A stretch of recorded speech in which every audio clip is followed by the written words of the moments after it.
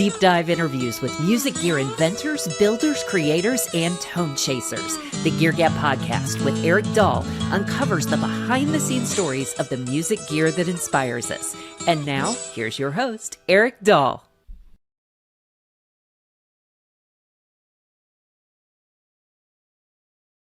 So glad to have on a friend of mine for many years now. He is the CEO and owner of GoGo tuner pedals. Just amazing. We're going to be talking about that and about his music. The one and only Mike Mostert. Thanks for having me on again. It's like we never get to talk, do we? It's so funny because having you on the TV show, the Rock and Review, over the years, Mike, and certainly back when we first met years ago at a NAMM show, it's so much fun to have you on now just for GoGo, because I can't believe it, but you've had GoGo tuners and pedals for 16 years now. So you launched this company in 2010, right? In August of 2010. I still remember. August is actually August 10th, 2010. 8/10/10. And I remember when you were doing it, and we were talking before you came on the show, to where it's like so many people are like going, Mike, you may not want to get into tuners. That's kind of a hard area. And you were like, no, I got a great idea for this, right? Everybody in the industry said, Mike, you're crazy for doing this. The biggest companies that are actually doing tuners now were trying to talk me out of it, but I also knew, because of having a rep firm at the time. Right. All right. So here was my logic. We can talk about that. So here's my logic. If a manufacturer is willing to pay you X amount to sell their product, well, if I'm selling you a guitar, a cable, a case, yeah, I'm going to make my own product in which I'm getting all the profit. Well, it's so funny too, because once again, your background, and certainly as a guitarist and a musician, and we're going to touch on that also with all the great new music you've been doing, since you're also known as the riff surfer, and so, but we're on label and everything, but bouncing between Muscle Shoals and L.A. and Nashville occasionally, thankfully. But you and I first met with your rep firm, Mike, to where you were working with like all these other companies. We were talking about Ogre Pedals and ESP and Takamine, and it's like all these brands, and you were juggling them all. But I think that's also kind of was the fertile ground for GoGo pedals to come up. Oh, exactly. I mean, it was I thought it was like a built-in dealer base, right? And I think I was in a very unique position, because usually, in the industry, there's an inside rep, and the inside rep has to cover a large territory for a manufacturer.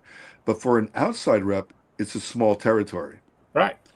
And I grew mine to where, again, maybe, I had a very unique position. So I had covered almost every state. I had every state west of the Mississippi. Wow. And my border was from Canada to Mexico, and I had Alaska and Hawaii. Mm-hmm. And then at that time, you still had access to a real buyer, a live person at Amazon. So I had relationships with Amazon. Yeah. I had relationships with Sam Ash, Sweetwater, Guitar Center. So I was in a very unique position to do national independence, and I had a large territory. So right. It seemed, like I said, like, let me make a product in which in which I can make a profit too, if I'm going to sell it. And it wasn't only about the profit, and it took me actually almost like 3 years to decide which product I was going to do. Well, and I got to bring this up. I got to brag on you, because, you and I knowing each other for so many years before you launched GoGo, even to where, you helped so many of these companies, Mike, really make money and sell their product. Like whenever we met at the Ogre pedal booth, which now they're collectible, but it's like, they didn't have anybody there to translate except for you, because you speak 3 languages. And so you were the guy that everybody had to come to and go, can you talk to me about these, like in English?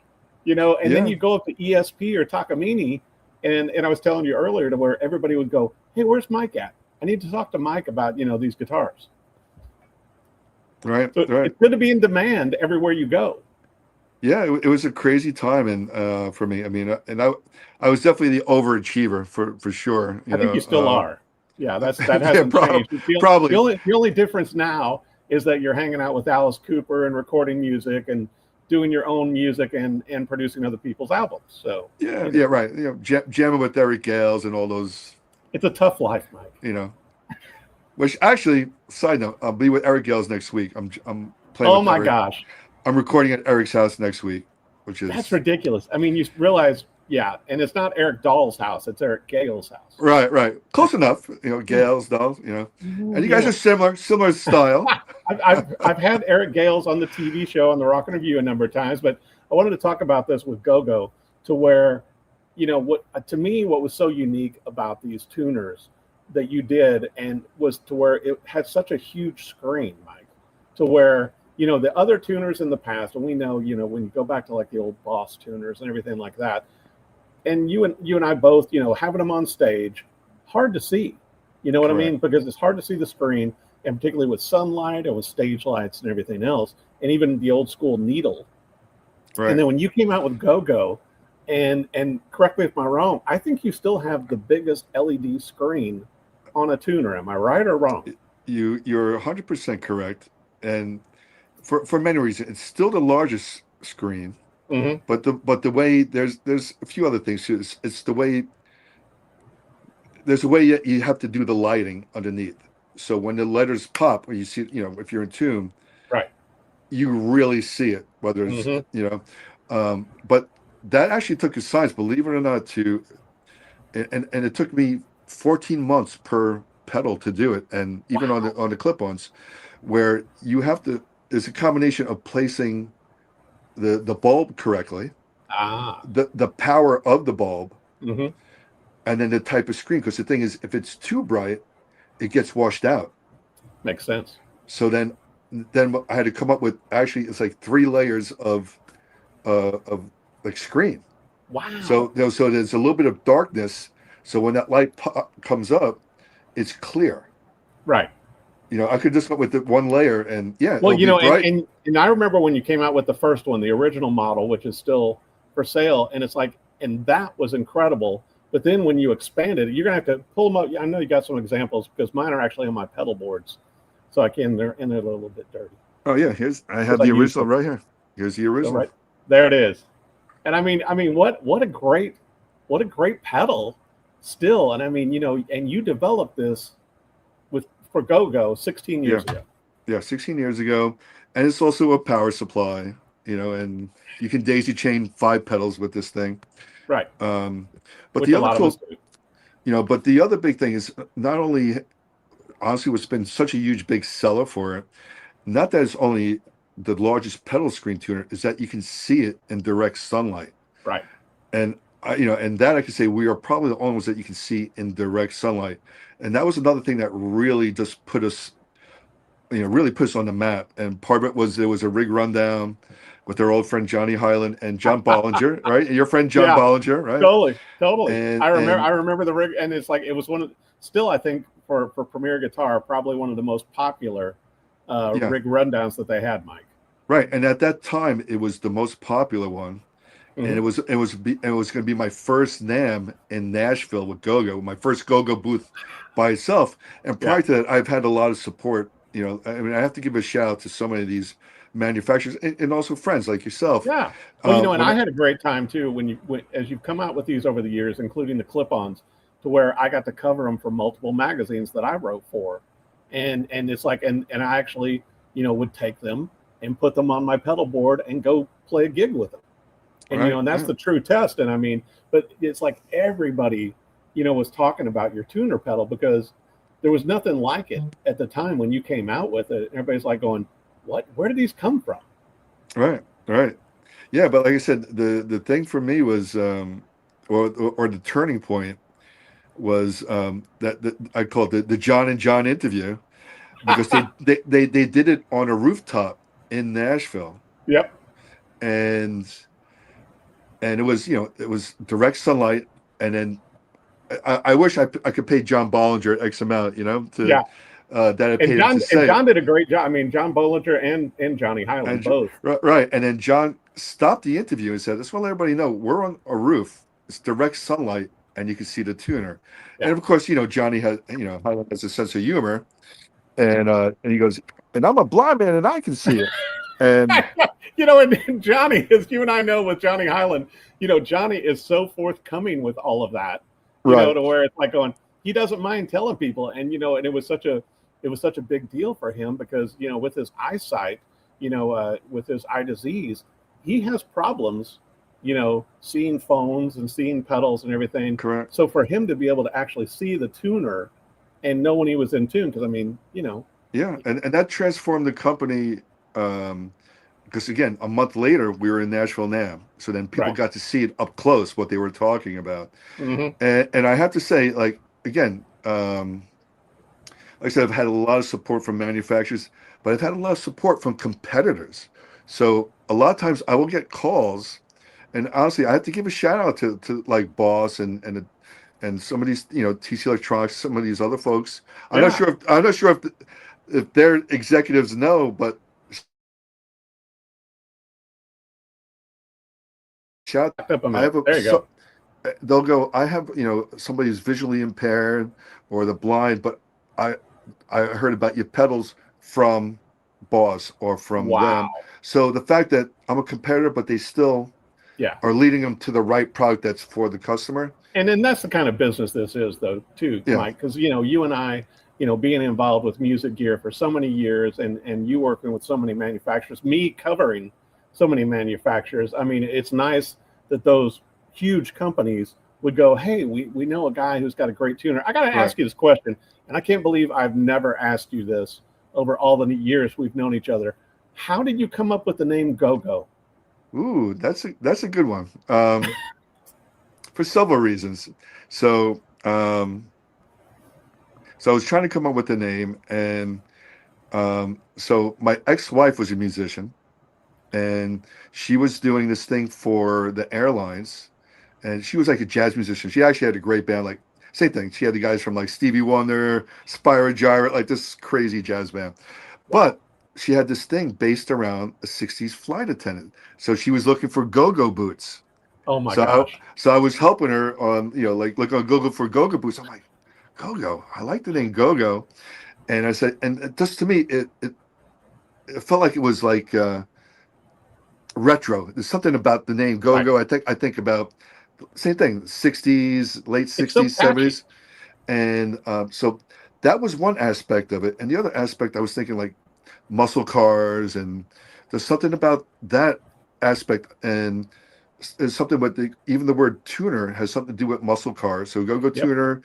And you want it to tune fast. You want it to go fast while you're trying to tune. Right. And then the funny thing, not even funny, but but here's the other interesting thing. We're talking about cars and go-go and this. So this color orange, my father used to restore cars. I love that color. And again, the industry said, don't make an orange tuner. Everybody said, don't make an orange tuner. No, whatever you do, Mike. Right. But everybody knows me as the guy with the orange tuner, right? So, but my dad restored a 1967 Opel GT with that orange. Love those cars. So that is my color go-go is based on his restoration of an Opel GT. I did not know that. See, once again, I learned something new. So it's all to me. And the other funny thing, I always, and I will never correct anybody. So if anybody, I do not know anything about this, but people come to me like, oh yeah, I remember your tuners in the 60s. I remember your tuners in the 70s. And as you know, the first pedal tuner really was not invented until the 90s or so, something like that. And I think it was that original Boss pedal that we all used that was not even designed to put on a pedal board. Right. Everybody had to. It was the TU-120, I think. Right. And initially, remember, it was based off the TU-12. Remember those? The TU-12s with the needle and the arrow comes in. Right. And but people will come up to me, I mean, for years, like, yeah, I remember, in my gig in 73, I used, and I'm like, cool, man, I appreciate it. I had to bring him back again, so. It's like Animal House. It's like with John Belushi. At that point, you just can't stop him, Mike. Right. You just let him go. Oh, but now I know where the name came from, but also where the color came from. Right. Because I always loved the orange color, and I had no idea, because you had the Go-Go's in the orange, and then you also had like the gunmetal gray. Right. Which is based on the Pantone for a Lamborghini, by the way. Again, after a car. So it's after a car. I am learning stuff in this interview that I did not even know about these pedals. And I've owned and played your pedals for years. Let's see, do I have one here? Wait, because the caliber, this caliber is actually, if people look at it, they think it's Oh, look black, at that. right? Yeah. But actually, when you take it out of the box and actually see it, you'll see that there's a touch of gray, there's a touch of Oh, yeah. black. They really look, the first time I got one from you to cover, and I used it at gigs and stuff, they really look high end, with that finish, and I love the orange just because it stands out, and I like stuff that's bright and colorful. But with the gray, it looks classy on your pedal board. You know what I mean? It's like, it's not just like, it's a pedal, All right. And I was gonna say another thing too that we've probably never talked about. Another thing that helped GoGo get on the map that's Nashville related. I'm not sure if you ever knew about this. Okay. Remember there used to be a show, I think it was on ABC, called Nashville, right? Yeah, totally. Yeah, right, the music show, right? Yeah, with Charles Heston. I mean, right, Charles.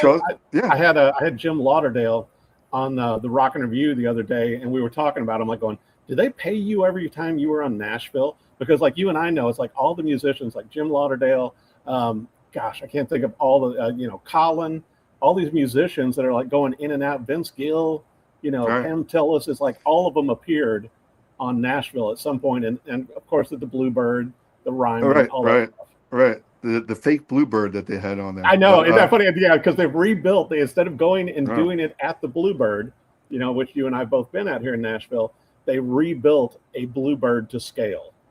So to be able to, it's like, okay. So one of the early, supporters of GoGo was, what a great gig to have. This guy, basically his job was to replicate what he thought they heard in the studio. He thought, this should be a Telly, this should be a Strat, this should be whatever. Yep. But he happened to be a GoGo fan. So almost in every episode, you will see an orange GoGo on a board. And one of the best ones for me, I'd watch the show. Buy that. You cannot buy that. No, that's product placement today. Yeah. And the guy just loved GoGo. And some of the best ones for me is when I would see the GoGo pedal on the kitchen counter on the show. Was that Danny? Yeah. Danny was the one, because I've told so many people, and once again, everybody knows everybody in the music gear biz, but to where he had the best gig, like you were saying, Mike, because he would have to go, and I tell people he had to pair the guitar with the person. So if it was one of the young girls, one of the daughters playing, here's the guitar they would play. Or if Charles was playing, and Charles got to keep one or two of those after the show shut down. But it's like, what a gig. Because I'd see him at guitar shows. I'm like, hey, man, what are you doing, Danny? He goes, I'm looking for some more guitars for Nashville, for the TV show. I'm like going, man, that's a good gig. Yeah. and then he liked GoGo. Yeah, he was a GoGo fan from day one, and I knew him from where I lived in Camarillo, so he was like a neighbor of mine. And, wow. Just by chance, he liked GoGo, and so on every pedal board on that show there was a GoGo. And like I said, many times you'd see it in the kitchen, you'd just see it in the studio, and I think from that, like there's a lot of artists I think may have grabbed pedals. Yeah. Because I'd given that show many pedals. Well, and I know also, Mike, that a number of studio musicians, session musicians, use GoGo, and I didn't know if it was from Nashville, but also you were coming into Nashville a lot of that time too. Like sometimes I'm really surprised, like where I'm not even endorsing them and they're using it, and I'm like, who was that? I was like, he plays at Rascal Flatts. Who's the Rascal Flatts guy? Oh yeah, the guitarist. Yeah. I know Gary, the lead singer. I can't remember. And sure enough, he's doing a show about his studio, and he's talking about GoGo tuners. I'm like, oh my gosh. But that's the best when it's organic, because what was also neat, and I think it's still great about your pedal tuners, is being able to set the calibrations and everything too. Because, as you and I both know, and you're in the studio all the time, they're in Muscle Shoals, but, being able to set the calibrations to where a lot of artists like to tune down a half step or a whole step, Mike. Right. Yeah. And mine can, you can calibrate from 430 to 450. Right. And part of it, honestly, the biggest reason I did that is because there's that whole culture of 432. Yes, there is. You and I talked about that one time. It's like the 432 cult. Yes. Oh my gosh. And people will you go on Google, type in every song. People have re-recorded, I think, every song of 432, But it's and why is that? Why?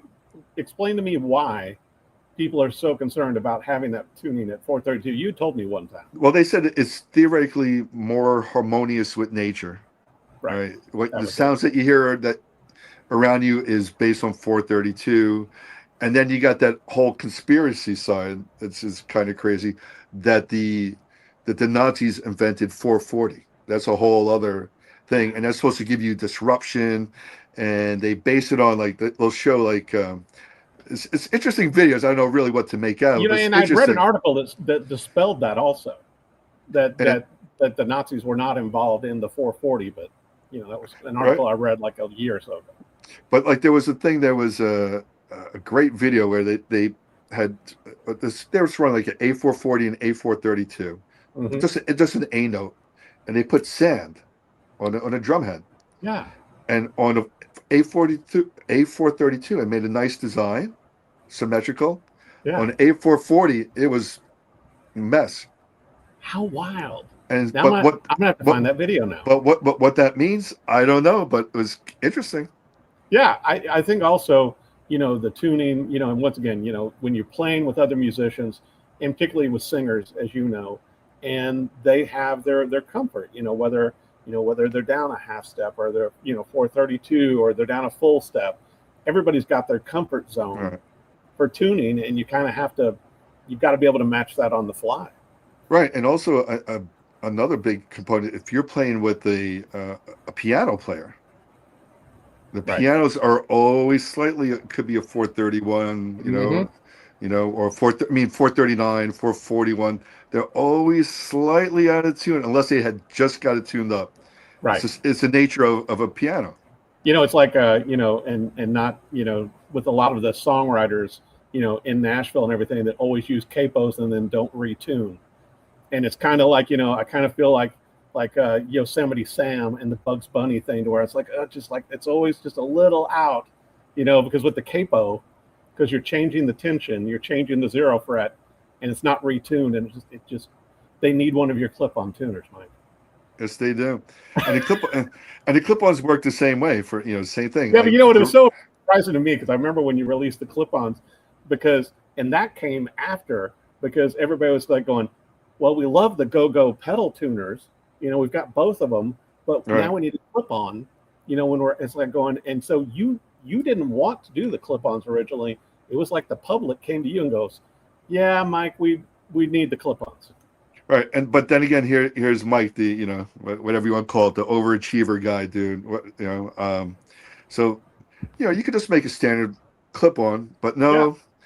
I have to do a real 360 swivel. Mine's still the only really 360 swivel. I was going to bring that up because at the time, like everybody else, a lot of people have tried to model your tuner pedals and your clip-ons, but at that time, nobody else. Because I remember when you showed me that, you're like, look at this, and I'm like, going, wow, because particularly, as we all know, depending on the headstock of the guitar or the bass or whatever instrument, sometimes you need it in a different position than just in one position, Mike. Right. And that's why, like mine, like I said, that not only did you have the 360 swivel, but I also have the way I had the arm set up. Yep.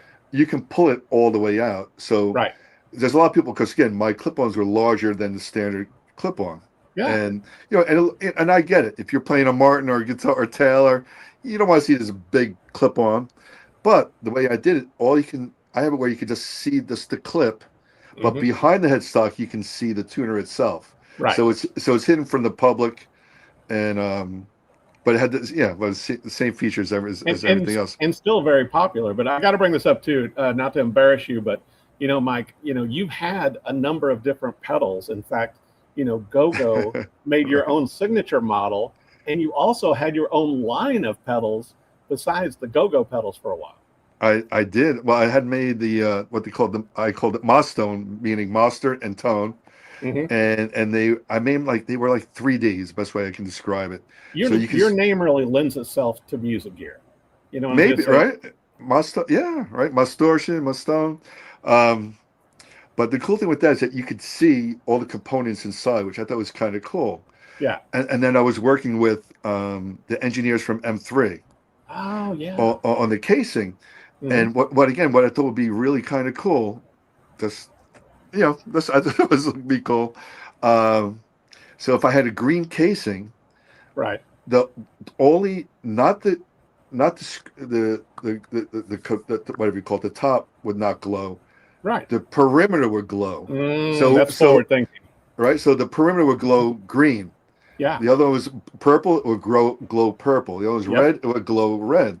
So even without looking down, if it's red, if you know red is your distortion pedal or your delay Yeah. pedal, you don't even have to look And down. also, Mike, they look great on stage then. They did, yeah. They did. They looked really cool, you know.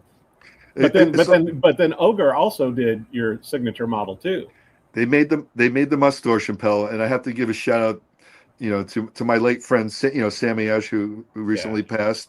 Yeah. And it was really because of Sammy, and when I used to when I was a rookie working on 48th Street way back in the day when there was a Music Row, Right. Sammy used to call me Mustortion, and that was Ibanez. Yeah. And then Ibanez eventually, there was an article, and somebody mentioned that Sammy came up with the name, but they don't know where Sammy came up with their name. But Sammy named it after me, or told him call it Mustortion, and for years, and even up, till almost to the day he died. Every time he would call me, it was never Mike, never Mostert. It was Mustortion. Oh my gosh. My entire life with Sammy. And Sammy was such a great guy. It's like I was telling some other people too, and obviously from working with him and everything, Mike, to where he was one of those, people behind the scenes in music gear that actually enjoyed it. He enjoyed guitars, he enjoyed the pedals and amps, he enjoyed the people, and so he had a love for it. And I think that came through in a lot of the stuff he did, Mike. Yeah, he loved gear, like talking gear, but also the thing with Sammy, I have to say, he was responsible for a lot of my success, and I've always thanked him for that, and I thank him now, and if Rachel, his wife, happens to be watching, Rachel, God bless Sammy, but yeah, if it wasn't for Sammy, I would have not started my rep firm, which eventually led me to create GoGo. But it was Sammy when I was like, I don't know what was I going to do, and I don't know if I should tell this. I should tell the story. It's a good story. Yeah, go ahead. So I was not sure if I was going to be with this rep firm anymore, and they had got fired by one of the companies that we were representing. And Sammy goes, "Hey man, I understand you got, your rep firm got fired by this company." He goes, "You need to start your own rep firm." And I said, and I thought that was, just being polite. I was like, "Oh, that's nice, Sammy," And he goes, "No, Mike, you should start your own rep firm." He goes, "I will support you. Any brand that you have, we will support you, and I will give you recommendations." Wow. Right? And I'm looking at him, what a and testimonial. I'm still like, oh, that's kind of nice, because you still have to do it, right? Yeah. And then he looks at me, I think to really shake my ass up. He grabs you by the shoulders and bam, he goes, "Mike, I just took away all your objections. You have to do it." Wow. And I had no intention at that time. I was like, "Whoa, okay."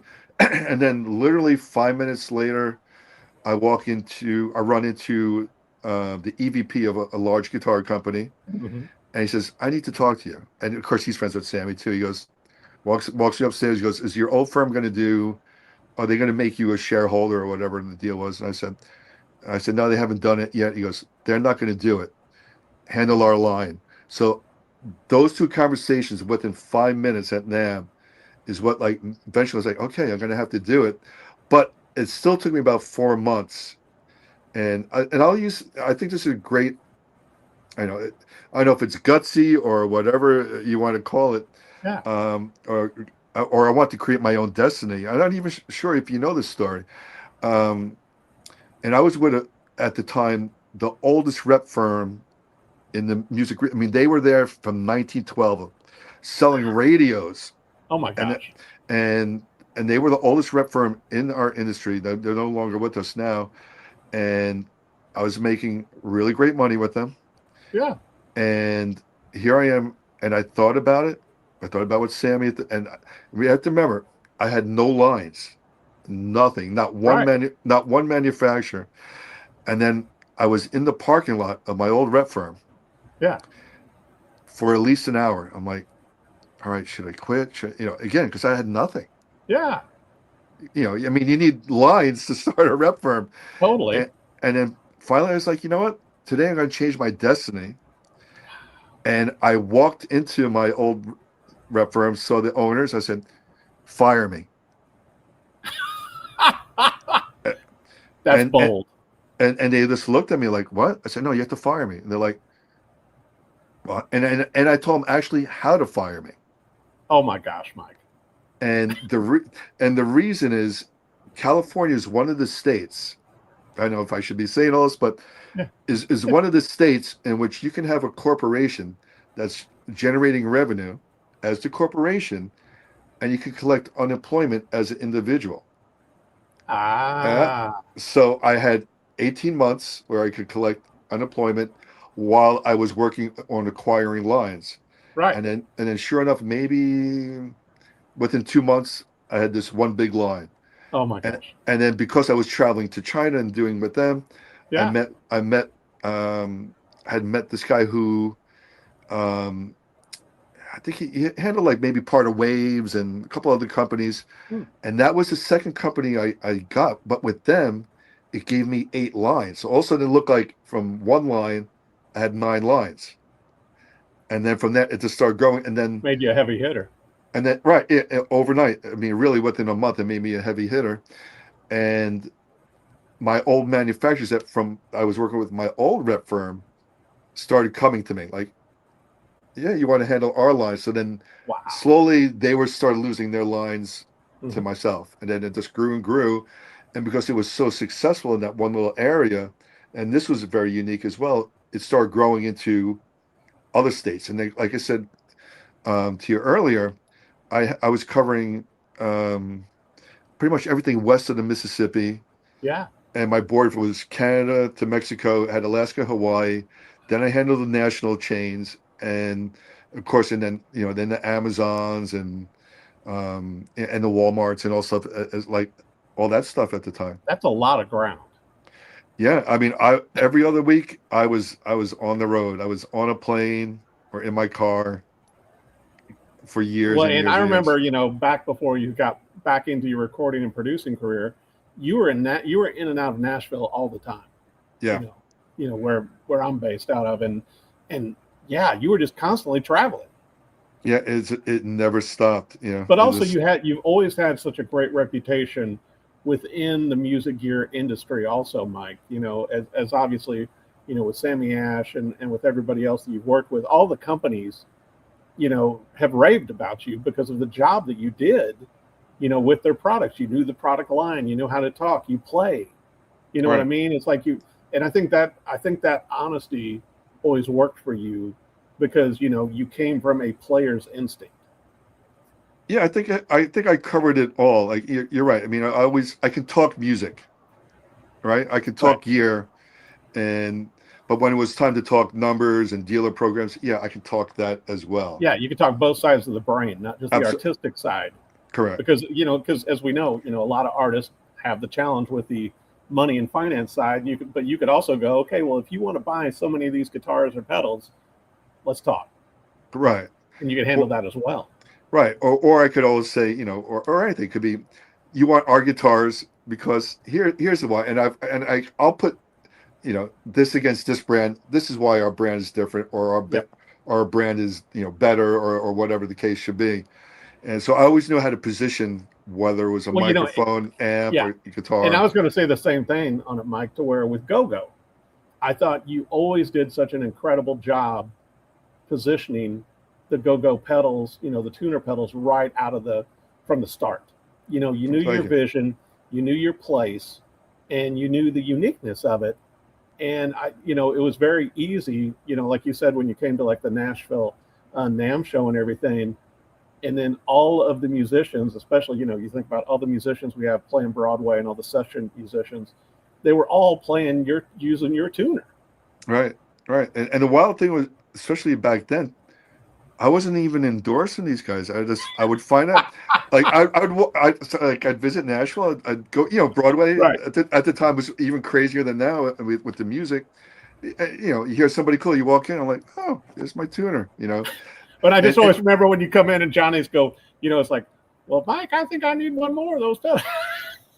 Mike, yeah, he would always ask for, get another, either that or for a friend or something else, but Johnny, once again, he was doing so well then, you think about, yeah. with the Toby Keith work and with everything else, it's like, he was a good artist for GoGo to be tied with. It was a great spokesman for us, and and obviously, he's a great guitar player. He's a ridiculous guitar Can player. play any style of music. Yeah. Well, yeah, he taught me a rough lesson. I took a lesson from him too. At his house, I went over and it's like going, and I'm sitting there on the floor learning from Johnny Highland, and it's like, and Johnny's once again, and I know he's done videos and courses on it, but as you know, Mike, it's like his way of thinking on how he runs. He doesn't think of scales. There are no scales to Johnny Highland. Correct. All of the solos are within the chords, and that's the way he thinks, and it works for him. Yeah. Well, the funny thing with Johnny, like early on, because you remember, like I was a musician and then I took a break from it. Yeah. I guess is the best way of putting it. I wanted to focus on the companies, and then I started getting back finally into playing. Yeah. And it's like your pendulum has swung. Oh yeah. It's like from your original being the musician into all of the music gear and the pedals and the guitars and everything. And now I was going to bring up, it's like now you're back in the thick of it in the studio, playing with Eric Gales and putting out songs within Theory and everything to where it's like, but thank goodness you still got GoGo. Right. Yeah. I mean, and GoGo's still going strong. I mean, I changed the business model. I got away from the larger dealers, so to speak. And you were in a bunch of those for a while. Yeah. Oh yeah. Yeah. I mean, GoGo at one point was so huge, but I also, just but as you know, like what they call in the music industry MAP, controlling the price, is a really big thing, and it's hard to control unless really like a Gibson, Fender, Taylor. They're great at controlling it. People don't want to lose those lines, but but of a lot of the smaller lines, people don't care. If there's enough profit margin, they'll sell it. Yep. But it also goes back to GoGo, and you and I have talked about this before, Mike, the price point. Right. Because you know the sweet spot. Right. Well, the thing is, I create from a dealer perspective, and that's from a dealer perspective. It's the highest margin, probably the highest margin product they have in this store. So that was the other thing. It wasn't just I was trying to make a better mousetrap, but being in the business and being from the rep side and manufacturer, I'm like, you knew both sides of it. Right. So I wanted to make something where, we know who the established guys are. Why would they want to sell mine besides a better mousetrap? So that we won't mention other brands, but with some other brands, you have to sell 3 of their tuners to make the same profit of selling one of my tuners. Well, you and I also know, whether it's the big box stores or it's the small mom and pop, brick and mortars, Mike, there's only so much space within any store. Correct. And especially, kind of like at the grocery store, if you want to be on a prime location, on the glass, close to the register or whatever else, to where you're highly visible, it has to be worth it for the store. Absolutely. And for the owners to make money, Mike. Yeah. I mean, retail space is valuable no matter where you are. Right. But obviously with GoGo, you've achieved it. And that's why I was joking you about the clip-on tuners, because then it's like you were so successful with both of your pedal tuner models that then they made you do the clip-ons. Right. But again, they still fought me on the orange clip-on, which is really funny. I liked it, but I like orange. And it got to a point where, who was it? I will not name the manufacturer. How's that? There was a manufacturer, I still have the ad saved, and they have a stack of clip-ons. Mm-hmm. And it says, who would basically put down anybody with a colorful tuner, and the majority were orange. Who would basically saying who would want an orange tuner? Like I said, I won't mention the name, but it's a huge company. Mm-hmm. And sure enough, 4 years later, they make an orange tuner. Yep, there you go. You know what was so funny too, and once again to brag on you, is to where you had sent me years ago, back before the pandemic and all, you had sent me some of your pedals and some of your clip-on tuners, and it was almost like being at like a gig or a jam session, to where I would show them to artists when they came in and everything, and then they wouldn't give them back. So it's Right. like I'm going, yeah, here's the GoGo tuner, here's the GoGo clip-on, and then they just left. It's like, oh, thanks, Eric. I'm like going, okay, and then I tell you, Yeah. Mike, it's like going, they took all my GoGos. Oh yeah, and that's another thing, and I should have mentioned it earlier. I mean, I mentioned all these people that have been, part of my success. I mean, that guy right there with the brick wall behind him. Yeah. I mean, look, I owe such a big debt to you with the GoGo world. But I believed in what you were doing. I knew you before you launched the pedal, the GoGo line, and I believed it, and I used it, and you showed it to me, and I took it, in the field to gigs. I took it to churches, everything else where I was playing, and they work. All right. Well, yeah, but you also took it many steps further. I mean, how many times did you purposely showed my product to these touring musicians or high profile musicians? You didn't have to do that, but you did that.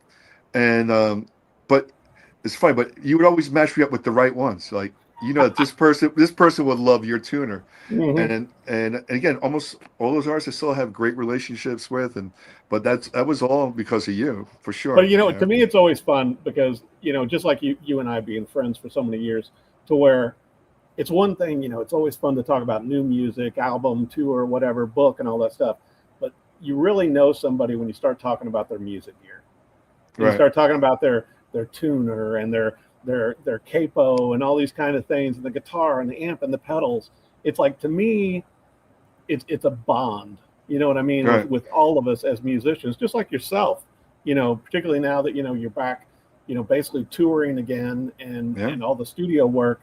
You live with that gear. It's not just a tool. And it's certainly a tool to keep you in tune, and it's a guitar is a tool to make music, but it's an extension of you, for sure. It is. You bond with it. Absolutely right. It's a part. Right. It's one of my limbs. Really. It is. I mean, it's like you're like inseparable. But I wanted to talk about too before we talk any more about the gear stuff. To where let's touch on a little bit about the new music you're doing, because I know with In Theory, you guys have been having some great success doing a lot of releases, but now this year, you shared a few of the tracks with me that we can't share because they're embargoed. But it's like, your new music, Mike, you're really pushing the edge, and doing more solo work also. And obviously a lot of these artists that you work with in Muscle Shoals are coming on your album and on your solo songs. Right. Yeah, this was something, like I said, In Theory has been, and we continue, to kill it right now. I mean, look, I'm still very proud on the charts and all. Yeah, I mean, In Theory, we had 2 top 10 singles, and one single still blows my mind. We hit top 10 in classic rock, active rock, and on the metal charts. That's ridiculous. And I'm like, really? I guess I'm doing something right, And but with the solo record that I started working on, that's really more of an adventure or a journey of what I'm going through personally, as you know, with my parents and the health and. And I just want to make my own statement that was different from the band. Yep. And I think as an artist though, Mike, and certainly you've always been an artist through all the different things that you've accomplished, but you've got to have that voice and being, the great son that you are, helping to take care of your parents, but also you've got GoGo pedals, you've got In Theory, and you've got solo music in your head and in your heart that you want to put out. So it only makes sense to do that as well.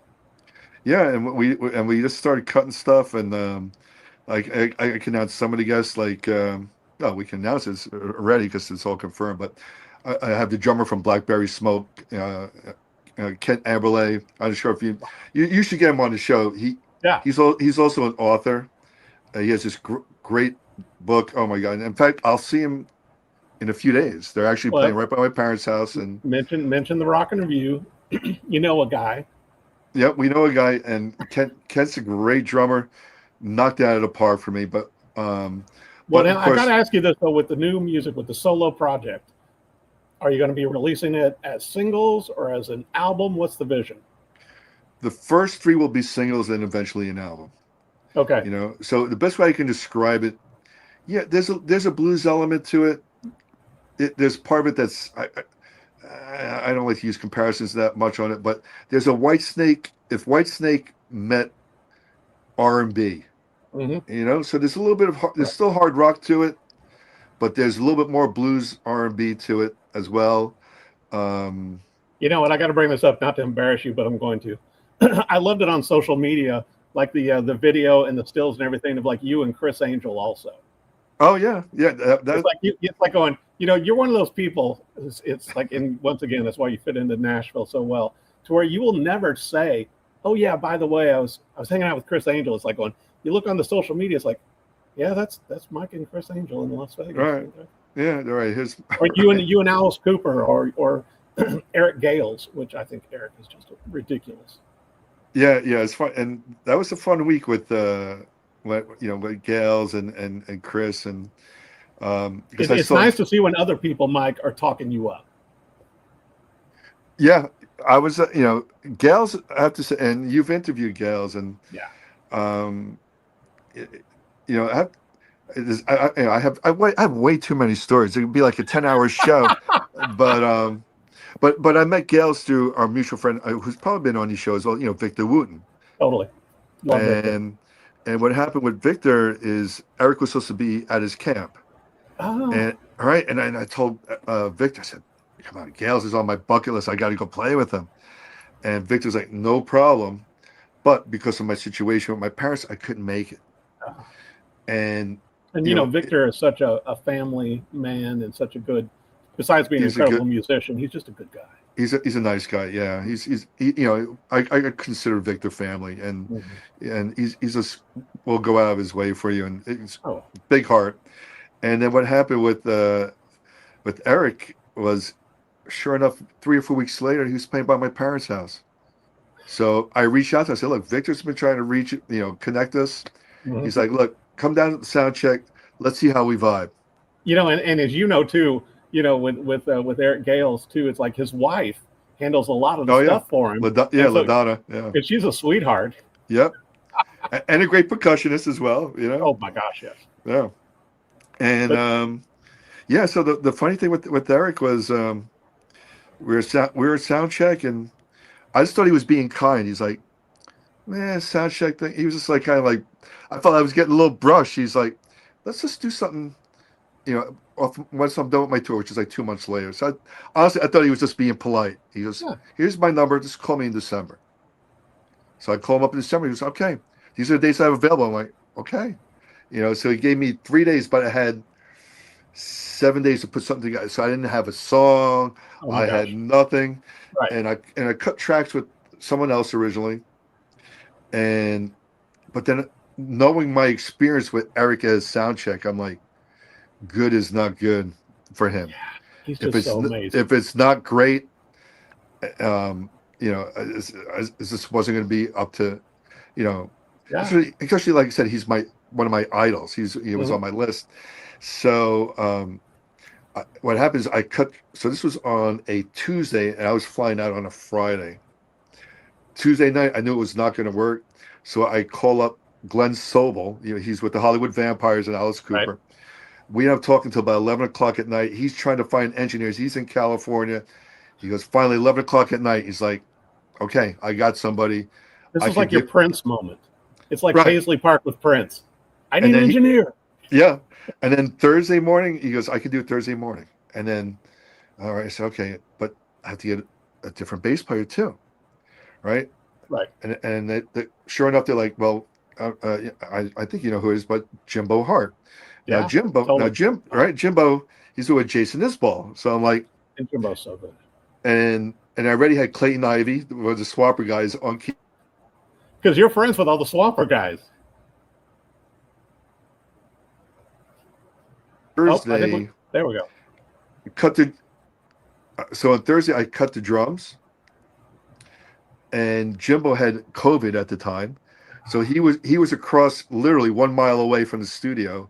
Yeah. And there's this plugin or app called Audio Movers. I'm not sure if you ever use that in the studio. Yeah. So we had Audio Movers going, and I had the camera going, so I could talk to him. I could see the visual, and I could hear him through our speakers.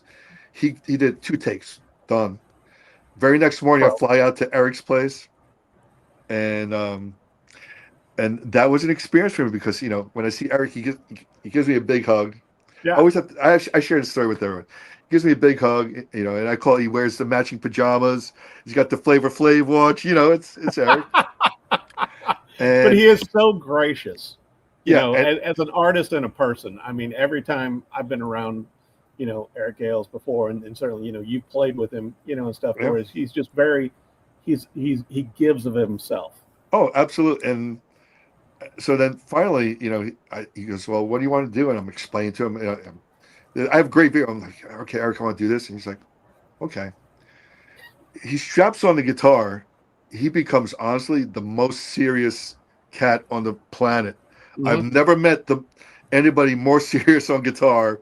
When Yep. he puts that thing on, and we're playing, and then we're just going back and forth. And I felt like I had to bring my A game, but I was pushing him as well. I felt maybe he didn't feel it, but he was. I was pushing maybe to a style that maybe he's not used to. Maybe if Yeah, that makes sense. totally. Um, and we were doing Since I've Been Loving You, which has Mm. Tony from In Theory on it. Yep. But I wanted to make a dark version of it, like a really, like there's a heaviness to it, Right. so while it's blues, it doesn't come off blues. Most people don't even know it's the same song Right. until 2.5 minutes, 3 minutes into it. So, but anyway, he was so serious where he's like, "Oh, Mike, we don't do it this way," and I'm like, "No, this is how we're going to do it," and then convinced him, and we did it my way, and Yeah. then all of a sudden he goes, "Mike, when the solo comes in, you should be the first guy to play on the actual solo," and then Wow. I did it, but when you do it right, he jumps out. He's like, "Yeah, that." And he goes, "Right." But, That's a heck of a compliment. and then what I still think, and I have to admit this to the universe here. And I do this like, and I end on this note. And he starts like, not berating is not the right word. He's like, "Your vibrato's wrong. Too sharp, too flat, too fast, too slow, too this, too that." I'm like, "Oh my God," over one note. I'm like, Yeah, "Oh my," because he's a perfectionist. right. But he goes, "Mike, you're the first thing they hear in the solo. You're the most important thing." Got a So I point. so I start the solo and I end the solo. Wow. And again, the way I ended the solo, again, he jumped out of his seat in a positive way, him and the engineer, or because the whole thing's basically in minor, so it's this dark thing. Which I love. And then I switch it to a relative key, so I switch it to the major. So I Mhm. do a D major, but I stole a lick from Brian May. I go da da da da da da da. It gives it a nice lift, and he was like, "Yeah," You got the and seal of approval. yeah, and then the extra seal was I had this whole intro worked out, and he was like, "No, man, no, no, no, no," like, and I was like, finally, he's like, "Okay, man, it's your thing. Let's do it." We did the solo, and then he starts putting back his matching pajamas and all that stuff, getting ready. And I remember he's all packed. He hears what I'm doing in editing, and then he goes, "Got it. I see what you're trying to do." He goes, "Now, as you know, he's a lefty, Yep. right?" He goes, "Give me your guitar." Oh my And then, gosh. so the first 25 seconds, people don't realize, is him and I playing in unison, but him playing my guitar righty, just flipped it over, Pulling a Jimi Hendrix. right, and he just played it, nailed it. He goes, "All right," and then it goes back to the other guy. He leaves within 20 minutes. I get this beautiful text from him. He goes, "I hope you got everything you needed. I'm thinking about you and your parents, and Oh my gosh. God bless." He goes, "Mike, whatever you need." And What a blessing. and then then there was so many moments, and then I saw him um, maybe like 5 months later at the City Winery in Oh, Atlanta, and I'm just sitting there in the front row, to the side, and and I had this video, and of course I posted the video because it's Eric Dahl saying something, and he goes, "I see you there, Mike," and then he stopped his set. He goes, I want to let everybody know we have this guy here. This guy, and he kept saying, Mike Mostert. We did this song together. He goes, let me tell you, everybody. He goes, this guy is amazing. And he kept going, amazing, amazing, amazing. Buy his record. And honestly, Eric, I mean, I was welting up. The way he did it. That'll bring you to tears. I mean, gives me goosebumps just talking with you. I was so emotional about it. And the funny thing, thank God it didn't happen that way. I didn't have enough memory on my phone, so I was going to like videotape it. I didn't know it was going to come, but I couldn't do it. So I just put my phone down. I absorbed the moment. Right. And that's what made it very special. Right. So every day I was checking, like, YouTube, like somebody had to like, shoot the concert. Mm-hmm. Sure enough, 3 or 4 months later, someone goes, City Winery, Atlanta. And I get to that part, and it was even better than what I remembered. Oh my gosh. But I think you're better off just living the moment. Well, I want to make sure to, for our viewers of the podcast and our listeners of the podcast, Mike, we need to tell them where to go for GoGo pedals, but also where to go for In Theory and where to go for your solo music, and the album coming out this year with Mike Mostert. You're going to have to give us all the websites and all the social media. And also, you take a mean picture. I mean, like all the pictures, like even the one we're using to promote this show that you're on. You're very photogenic, Mike. Well, I appreciate it. But where do they need to go for the website, social media, for all these things? So for GoGo Tuners, it's really hard. GoGoTuners.com. Really difficult. GoGoTuners.com. What about In Theory and Mike Mostert? Well, In Theory is InTheoryOriginal.com. Mm-hmm. And on the In Theory site, it's actually a very thorough site. It's very intuitive site. So there's I have 2 players, so people can play it. But I also did something really, I feel, again, a little bit different than, I wish more musicians would do this as well. Yeah. I also have on my site, they can actually download it where I get, instead of going, even though I am on Warner Brothers and they can download it on all these, digital platforms, they can also download it off of my website. That's off the In Theory website.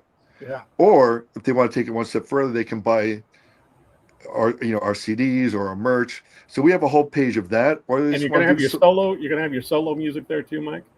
Eventually, yeah. I'll have some. I'll have the solo. In fact, I put out one solo single that I was sitting on forever, and that's on the In Theory site. And of course, that's Victor Wooten and Rod Morgenstein. Yeah. Which I always call like a rhythm section that doesn't suck, right? Right. Oh my God. And neither do you. And I'll tell you what, I want to thank you for coming on the Gear Gab podcast. Mike Mostert, be sure and go to his websites and social media for GoGo pedals, for his In Theory band, but also for the brand new solo record coming out this year. And also check out all the tracks. And also the Mike Mostert official on Instagram is a. Yep. That's where you'll see all those fine pictures that Eric does. All those fine pictures. I know. It's like I'm gonna have to talk to your photographer and like bribe him, Mike. It's like I want to look cool like Mike, but I got to thank you so much for coming on the show, Mike, and I appreciate congratulations on all the success. And I think it's going to be a great year for you, buddy.